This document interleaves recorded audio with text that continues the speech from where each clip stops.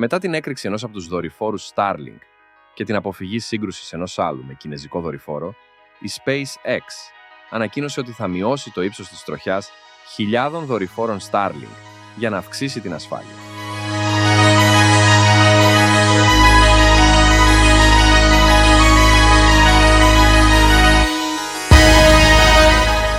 Από τους πάνω από 9.000 δορυφόρους Starlink που λειτουργούν αυτή τη στιγμή σε χαμηλή τροχιά, η SpaceX θα μειώσει το ύψος περίπου 4.400 δορυφόρων από τα 550 χιλιόμετρα πάνω από την επιφάνεια της Γης στα περίπου 480 χιλιόμετρα τους επόμενους μήνες.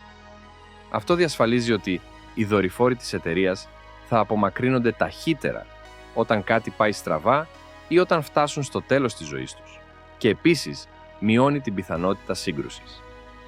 Καθώς ο αριθμός των αντικειμένων συντριμιών και των προγραμματισμένων δορυφορικών αστερισμών είναι σημαντικά μικρότερος κάτω από 500 χιλιόμετρα, ο κίνδυνος μειώνεται δραστικά. Μέχρι το τέλος αυτής της δεκαετίας μπορεί να υπάρχουν έως και 70.000 δορυφόροι που λειτουργούν σε χαμηλή τροχιά, εάν οι ιδιωτικές και κυβερνητικές προσπάθειες επιτύχουν τους στόχους τους. Η SpaceX είχε μια ακόμη χρονιά ρεκόρ το 2025. Πραγματοποίησε πάνω από 160 αποστολές Falcon 9, με περισσότερες από 120 από αυτές να είναι αφιερωμένες στην επέκταση του αστερισμού Starlink. Το Starlink εξυπηρετεί τώρα 9,25 εκατομμύρια ενεργούς πελάτες σε πάνω από 155 χώρες, αγορές και περιοχές.